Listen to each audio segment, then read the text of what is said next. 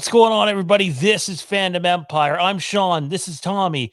And finally, after 3 years of waiting, we are here. Maybe it's more like 5 years of waiting. We're here with the Wayward Road. No, I'm kidding. That show still hasn't happened yet. But we're here to discuss the pilot episode numero uno of the Winchesters, a supernatural spinoff, finally made it to air. And all it took was Jensen Ackles to be the one to make the show and be in it. So, needless to say, it's happened, dude. How are you today, man? I am doing pretty good. So this isn't the supernatural spin-off we asked for. I'm not saying there's anything wrong with it, but it's not the main one that many of us asked for. But you know what? It's the one we got. It's the one we got, and honestly, I am not disappointed with this pilot episode. This pilot episode gave supernatural fans, old, relatively new. I consider myself somewhere in between there because I watched the last few seasons live. It's a lot of nostalgia, but also, let's just dive right in there. It really felt like old school Supernatural. Like we're watching season 1 without Sam and Dean. And I gotta tell you, brother, that was absolutely beautiful. I didn't know if I was gonna like something like that. I didn't. I had skeptical thoughts about the whole concept to begin with very early on. I'm skeptical about going back to Supernatural without angels, without heaven, without hell, sort of, I guess, without all the finer lore details. But here we are. It feels like an episode straight out of season 1. And I really, really enjoyed it. Is it the best thing ever? No. But we were never going to get that anyway. It's really, really hard to follow up on a show that's the better part of 20 years old, 15 seasons behind it. Very, very hard, but I think for what they gave us something that fits the bill, right? What about you? What do you think?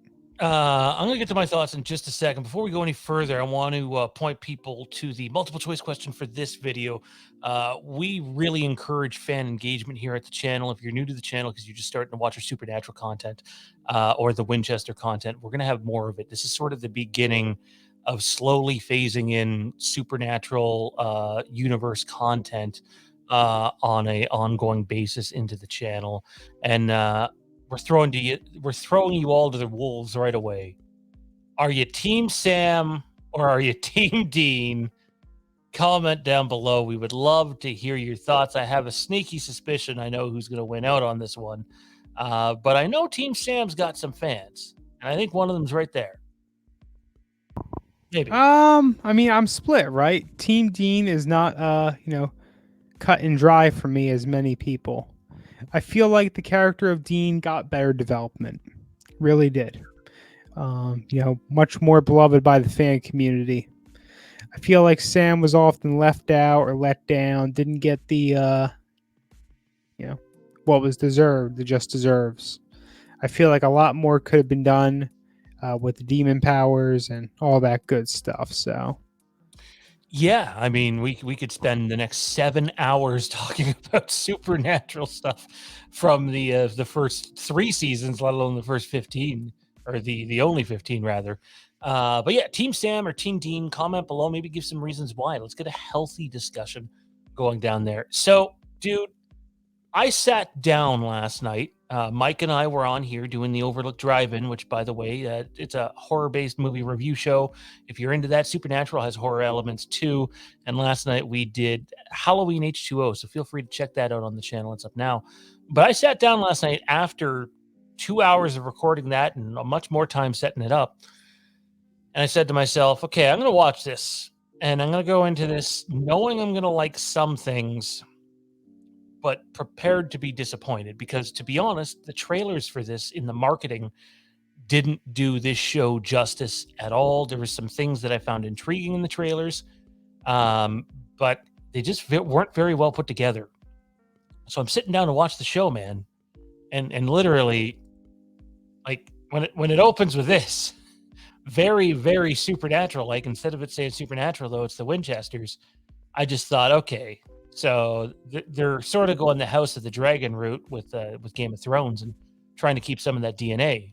And then the credits started to pop up. I'm like, oh, that's the same font. And then you heard some of the music in the episode, and it's the same music. And I was like, this is supernatural for all intents and purposes. But Tommy said today, after he's seen the episode, we haven't talked very much. He just said that was like Supernatural season 1 without Sam and Dean. And I thought he absolutely nailed it, because that was the tone that I got from this episode. And I really thoroughly enjoyed it. I legitimately don't think that this team could have, led by Jensen Ackles, Danelle Ackles, and Robbie Thompson, who is a longtime writer on Supernatural. He was on it up until season 11. I don't know if they could have delivered a better pilot than what they did, man. Where are you with that? I honestly don't know what it would have looked like. I mentioned very briefly earlier. On one end of things, I was a little skeptical about going back to supernatural lore before we learned a lot more. Of course, with like season 4 with Cass and such. But then also there's the side of me that was like, well, if we just jump in and introduce all this stuff immediately, is this really just going to feel like some piece of shit slopped together with these characters we just never really got to see in their prime, if you want to call it that? And of all the different decisions that could have been made, of all the different creative ideas, I think they narrowed it down very well and made their choice with a good bit of wisdom backing it. It feels like we're back to square one, season 1, with what we're looking at right now. This is by no means any guarantee we're not going to see things like angels popping up eventually. I'm very much convinced we may see stuff like that happen. If for no other reason than the fact of, well, hey, this needs to get zapped, from Dad's brain to begin with anyway, right? So, yeah, only time will tell as far as that's concerned, but they did do a good job. They did deliver. Yeah, I mean, the nostalgia, as I pointed out off the top, you had the title sequence, you had the font, you had the music, you had, I mean, the big one obviously being Dean and Baby, and the cooler, and then, but you also had, you got to dive into John and Mary's story. You started with Samuel. You had the meta letters. It was like anything supernatural you could think of was basically in this episode for the most part. And I thought they did a wonderful job. And the one thing I got to give them credit for, man, right out of the gate, is they easily could have opened with Dean Winchester on the car and him being like, this is the story. Totally what I thought they were going to do. Absolutely what I thought they were going to do. Me too. I thought they were absolutely going to do that. And then it didn't start there. Like, we hear him narrating, and like it goes like 30, 45 seconds before he even starts narrating. And but to not have him on screen till the end, I thought, wow, that you believe in your show when you go, yeah, we're just going to stick this at the end. We're going to introduce you to the cast that's going to carry this show, and then we'll send you off with your hero, basically. And they did, like, it would have been so easy to just start with him and go from there, but they believe in their cast, and I believe in the cast, man. Like, it's one episode, believe me. Episodes 2 and 3 could follow, and we could be like, but the pilot episode, the chemistry is absolutely there. And I've mentioned this on my non-spoiler reaction to it, was when Meg and Drake, Meg who plays Mary, Drake who plays John, were doing their chemistry test. It was over a Zoom call. You had Jensen, Danelle, Robbie Thomas, and studio executives. And so they read their scene, and they all mute then, and they go into like their green room like we have here on StreamYards. And they leave the two performers, Meg and Drake, in there. and Meg and Drake just start talking, and they start carrying on a conversation. Meg like sort of accidentally asks Drake out. I don't think she meant it to be a date, but it comes across as that. And it was that conversation that wasn't even part of the screen test that made them go, "That's them," which is fucking insane. Pardon my language. Like it really is. You know, I haven't been following this show behind the scenes, so I actually didn't know about that. That's pretty funny, actually. It's I'm very supernatural, curious if they ever actually went on said date. right? It was apparently going to be to was it New York? I think it was New York. Might have been. Yeah. Oh. Yeah, the cast man works in this show. It starts with John and Mary. Their dynamic is fluid, and it's very it's tense, and yet all like I'm not saying they're them, so please nobody put words in my mouth.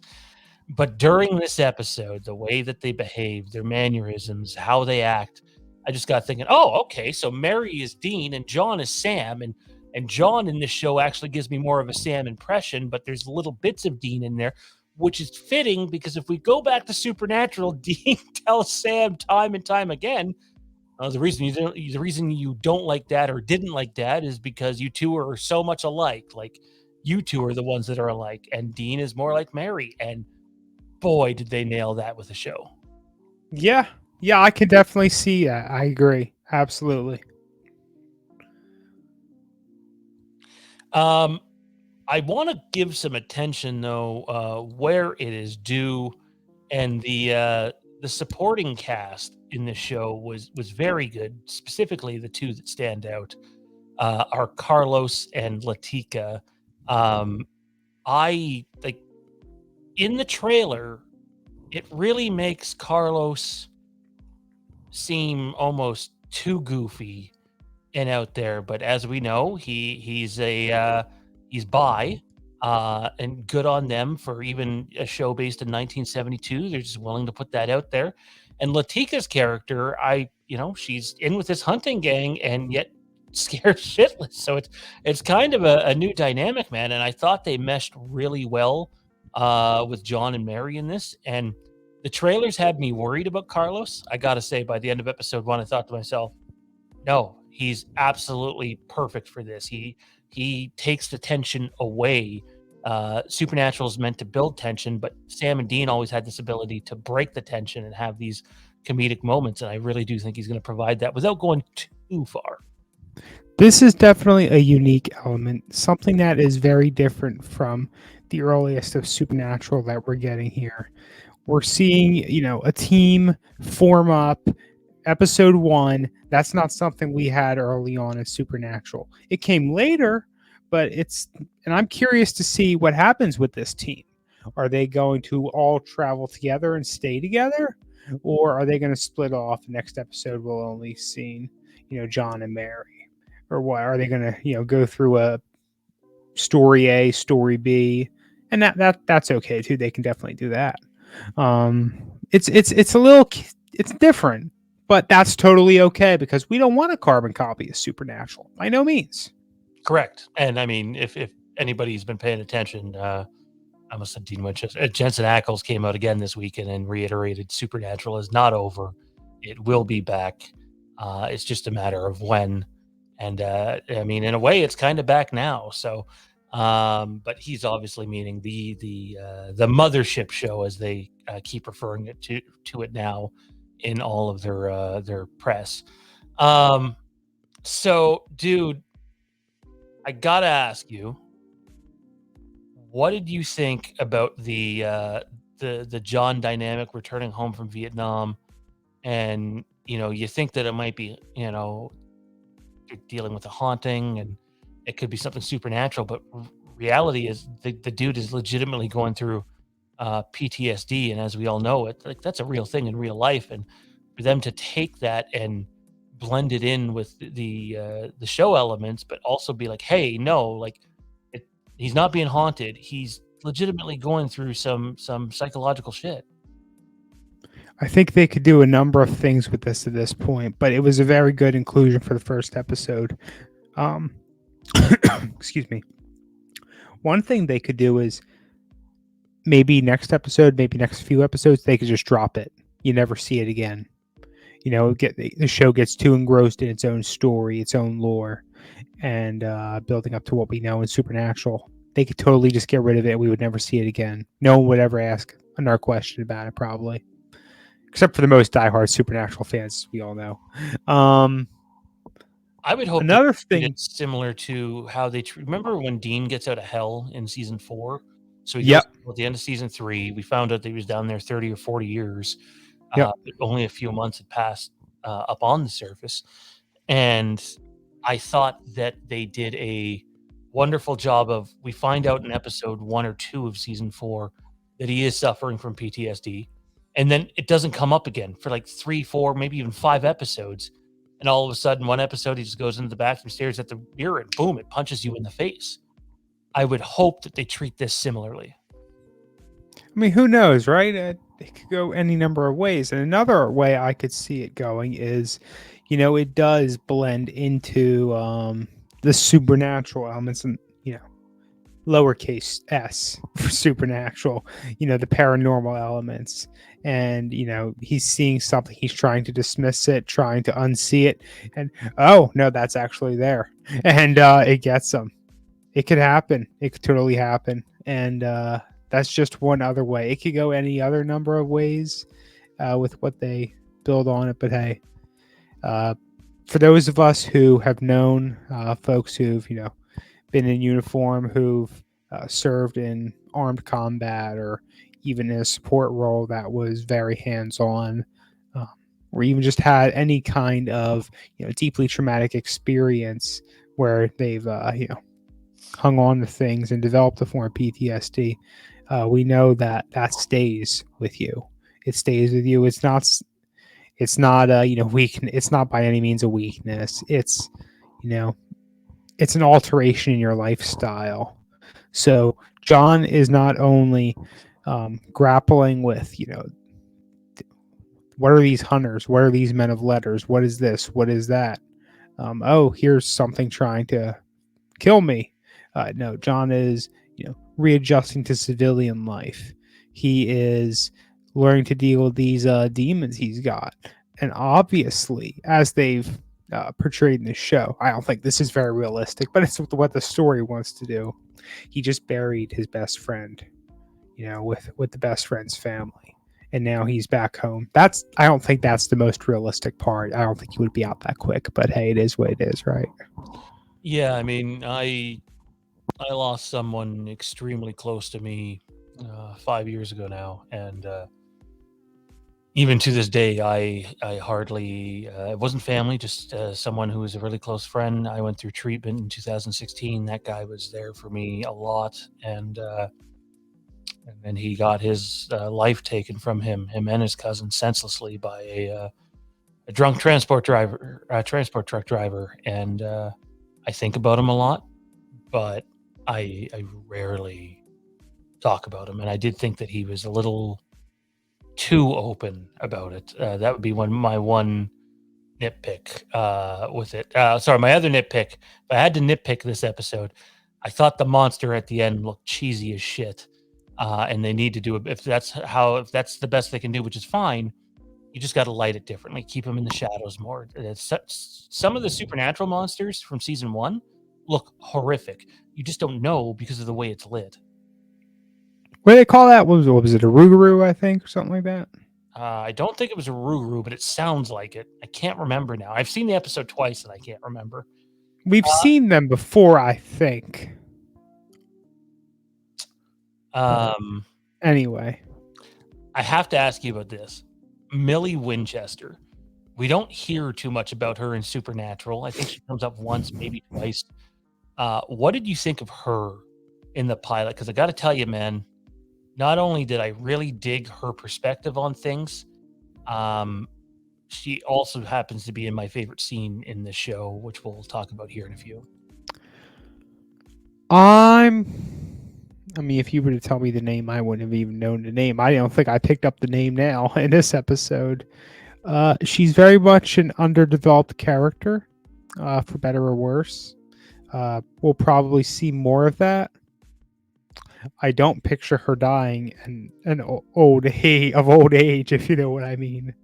Um, I think she's going to meet something traumatic in this series.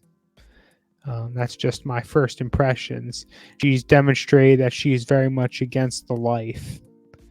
Um, you know, and when she left John, she didn't do it with, well, I'll she did, I'll always love you, come home, yada yada. But she certainly wasn't doing it in a way that she was happy about it. More of a resigned to it. Well, you're going to do it anyway, so. I mean, we'll just get to it now. That's my favorite scene, is when she's talking to John and we get the Dean Winchester theme, basically. I believe it's called Americana, playing, which you heard off this one right here, if you didn't hear it off the top.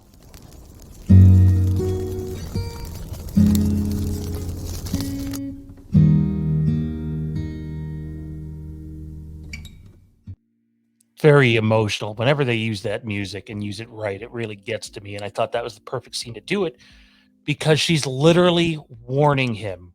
Like, he gets the warning about what would you do with your children, and to me, there's for someone who hasn't seen Supernatural, they're not going to get this, but for us who have, and I do think they present the pilot in a way that you don't have to have seen Supernatural to enjoy the show, which is a very good way to construct your pilot.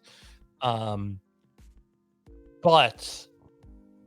I think it makes the story of John Winchester, regardless how he gets where he gets, even more heartbreaking to know how he is at the beginning of this show and to know where he ends up and why is that's some deep shit, man. It is. It really is. I have a feeling this show is going to go on for at least a few seasons. Hopefully the whole Warner Brothers mess doesn't screw them here. But I'm hoping.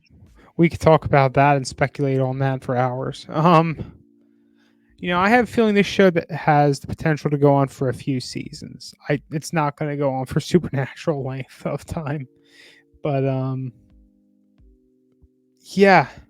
When you think about everything, I mean, we have Men of Letters in the first episode. Everything he's learning about, and just somehow, some way, that's all going to be gone. Yeah, we don't even know for sure if Mary remembers everything.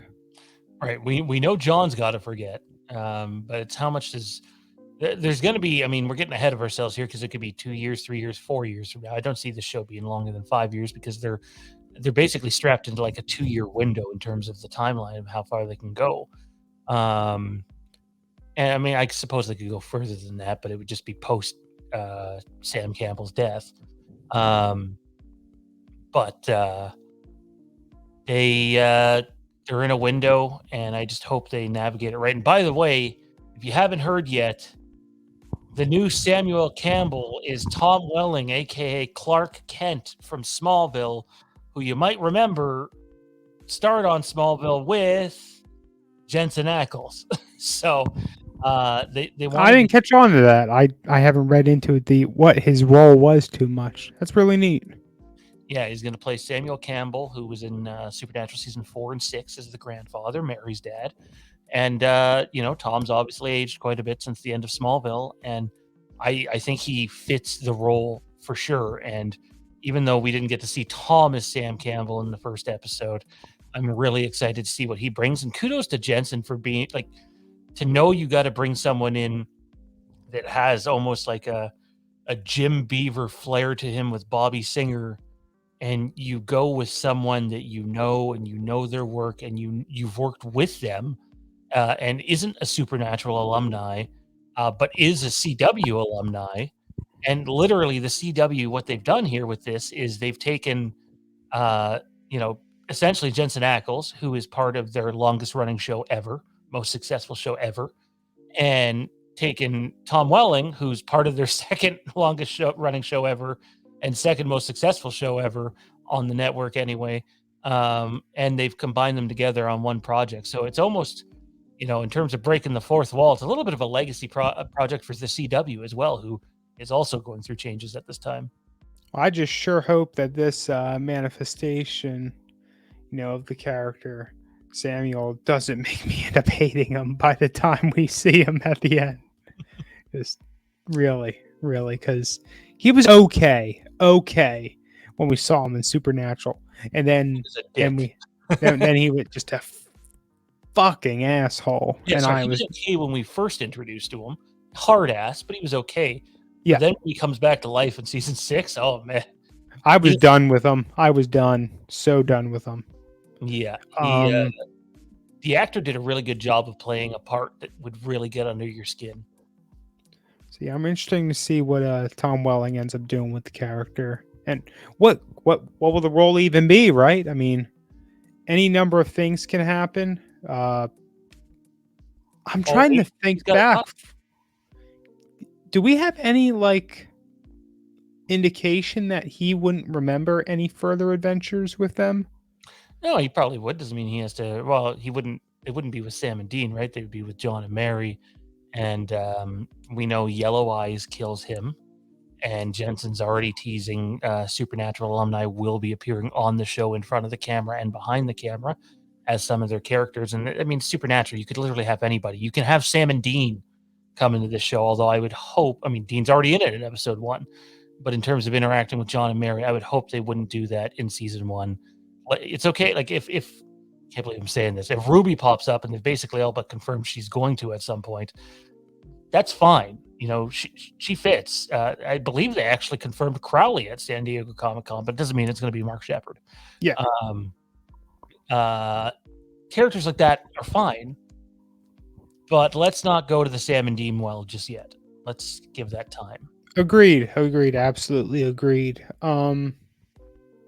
We run into issues if we see Cass. Some folks would really like that, see the old school Cass. But he can't be Cass as we know him in the show. After season 4, he just can't. He can't be that.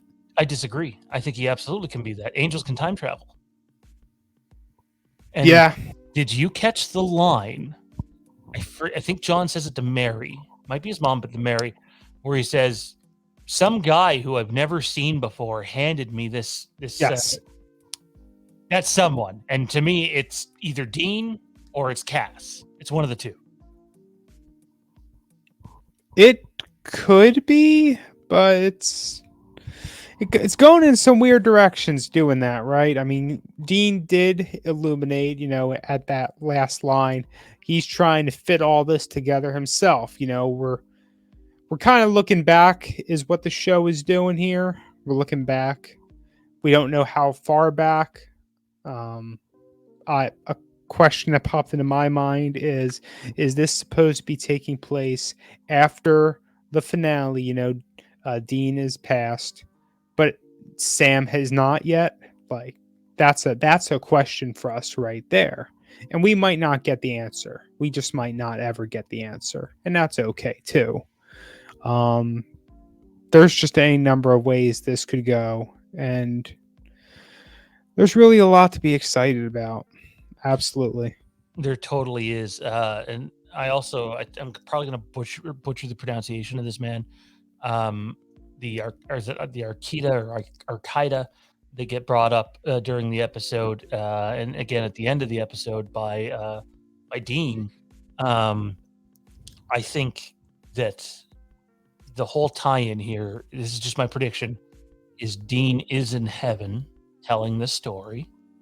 But that the Arquida, and they basically said so in this episode, are a threat not just to mankind and Earth, but everything, heaven, hell, etc. So it's very possible that this new, threat that's come is gone back in time, and we're having that sort of threat, which potentially leads to the Supernatural reboot, right? So I was going to say, so what are we looking at this as? This is so Supernatural happened, but then they're going back in time with this new enemy. So now what we're seeing is actually like the past being rewritten, but it still has to line up.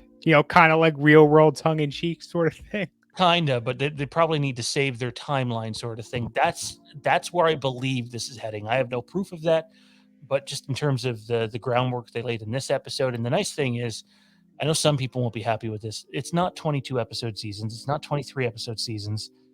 Right now, it's a 13 episode first season, and I honestly hope they stick to that. Less filler, stay focused, and I'm fine with 13 episodes a season. If you get 3 or 4 seasons out of it and ends up being a 40 to 52 episode show, that's fine by me. You and I had a conversation very briefly earlier. I had said, despite the HBO Max stuff going on right now and all that, how come they're not just putting this show on HBO Max? Of course, that's consideration. You offered up one reasoning, and I've kind of been scratching my head at it a little more. And right now, I'm thinking, we talked about Walker very briefly again, like a few days ago. Neither you nor I have yet to watch even episode 1, I don't think. Did you know season 2 is done already?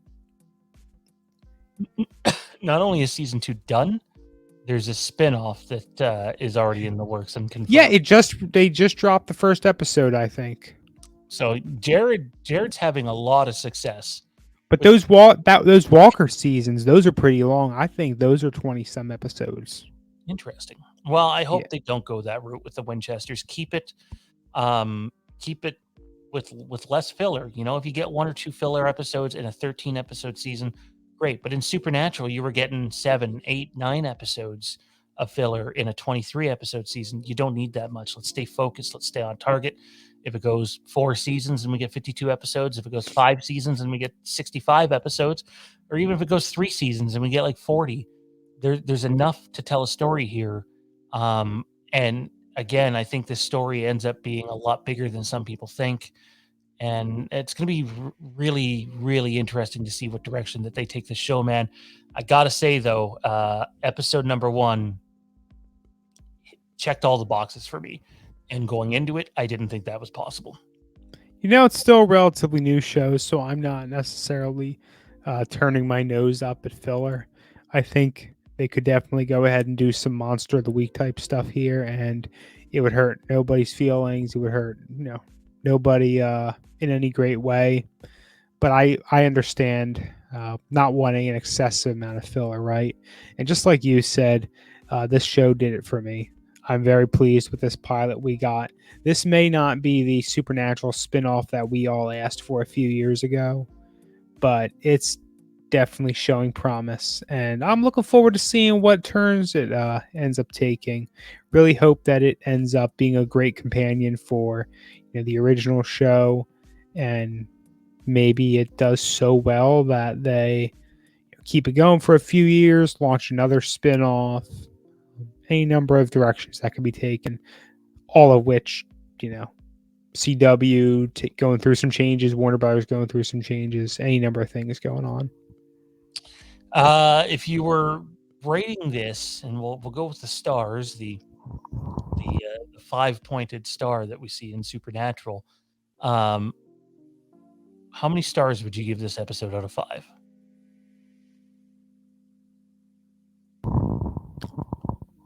I mean, I don't like giving perfect scores.